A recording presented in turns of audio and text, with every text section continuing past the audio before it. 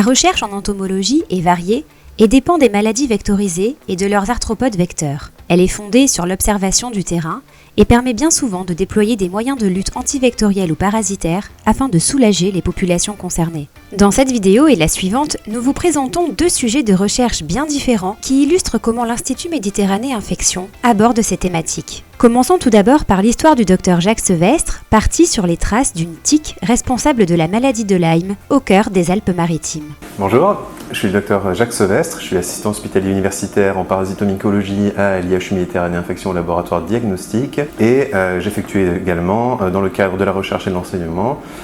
des travaux et des activités qui s'intéressent aux maladies vectorielles et plus particulièrement aux maladies vectorielles asiatiques. Dans le cadre de mon Master 2 en année recherche et dans le prolongement de ma thèse d'université, j'ai effectué, avec le concours de Vitrome et de l'IHU Méditerranée Infection ainsi que du centre hospitalier universitaire de Nice, un travail épidémiologique visant à évaluer l'endémicité dans les Alpes-Maritimes pour, d'une part, le vecteur de la borréliose de Lyme, Ixodes ricinus, et d'autre part, l'endémicité de la borréliose de Lyme. En effet, des données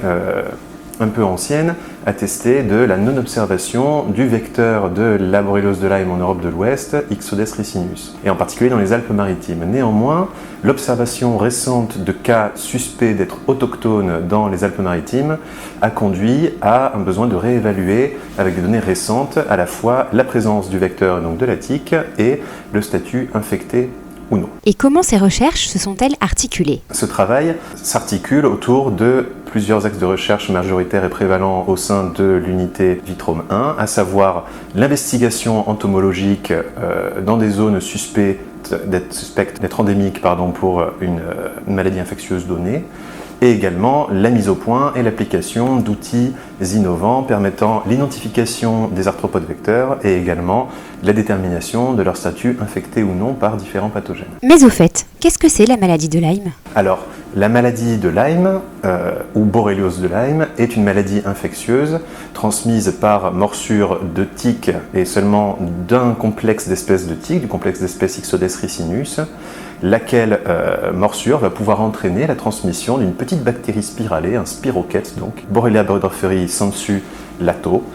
Et à la suite de cette inoculation, dans un certain nombre de cas, la maladie va pouvoir se révéler soit par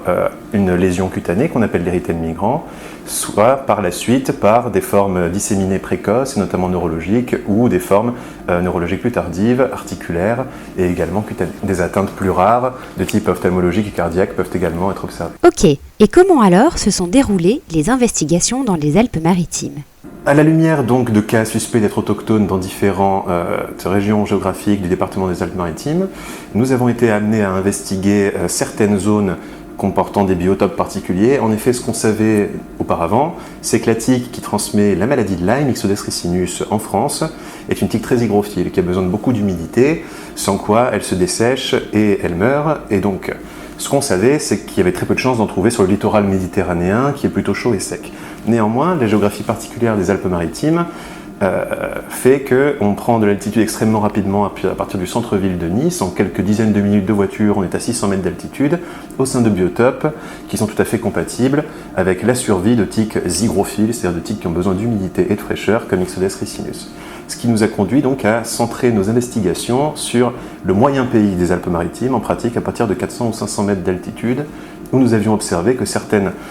biotopes pouvaient être tout à fait compatibles avec la survie de ces tiques. Et donc, nous avons investigué ces biotopes en collectant des tiques dans le milieu extérieur, avec la technique du drapeau, où l'on traîne derrière soi en marchant dans l'herbe un drapeau qui est un leurre mécanique sur lequel vont se fixer les tiques qui attendent en embuscade en haut d'un brin d'herbe. Nous avons également obtenu des tiques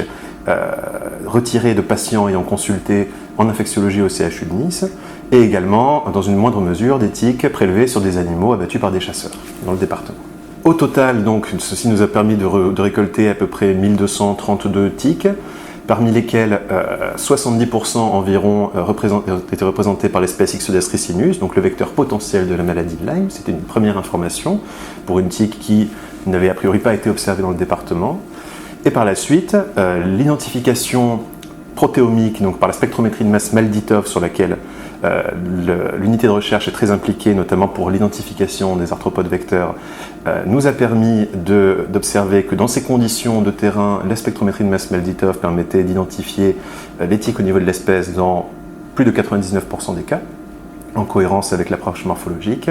Et enfin, par la suite, l'étude du statut infecté ou non de ces tiques, par extraction d'ADN et PCR spécifique, a permis de montrer que environ 10% des Ixodes ricinus prélevés étaient positives pour des bactéries du genre Borrelia, et notamment comportant des Borrelia du groupe Lyme, avec le même ordre de fréquence que ce qui est rapporté dans le reste de l'Europe, c'est-à-dire en premier Borrelia afzeli, Borrelia garini et Borrelia burgdorferi sensu stricto. Et combien de temps vous faut-il pour réaliser tous ces travaux de recherche ? Alors c'est un travail qui en réalité s'est étendu sur une période de 2 ans et demi, 3 ans.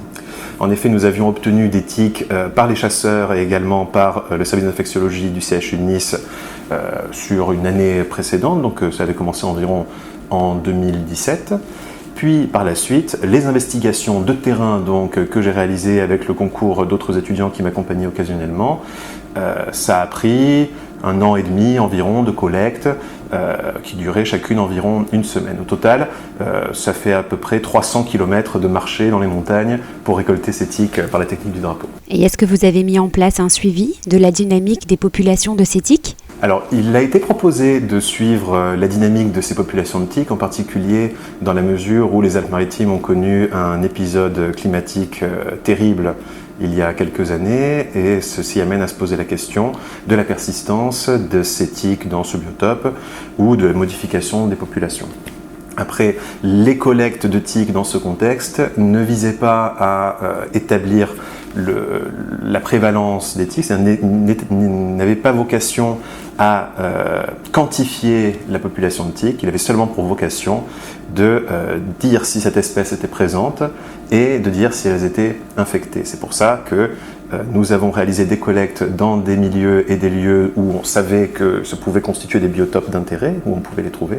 Et d'autre part, ça explique aussi pourquoi nous avons mené nos collectes le long de sentiers de randonnée et de chasse, afin de refléter le plus fidèlement le risque vectoriel pour les promeneurs, les chasseurs et les pratiquants d'activités extérieures. Et donc pour conclure, quel bilan pouvez-vous faire de ces travaux de recherche ? Et donc à l'issue de ce travail, en compilant l'ensemble des données concernant le statut infecté des tiques collectées, ça nous a permis d'établir une carte du risque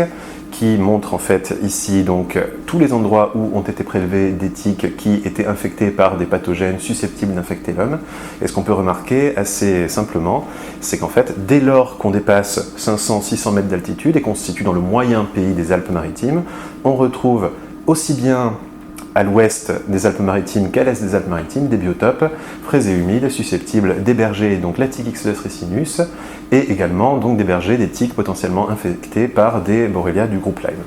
Ainsi, ceci permet de souligner qu'effectivement le littoral méditerranéen sec est très probablement peu à même d'abriter cette espèce de tique, puisqu'elle est très sensible à la dessiccation. En revanche, dès qu'on prend un petit peu d'altitude, on trouve dans cette région à la géographie et au climat particulier des biotopes susceptibles de l'héberger et donc d'établir une carte du risque infectieux vectoriel à tique pour la maladie de Lyme dans les Alpes-Maritimes.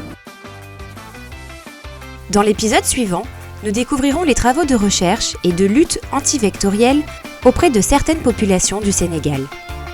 À bientôt!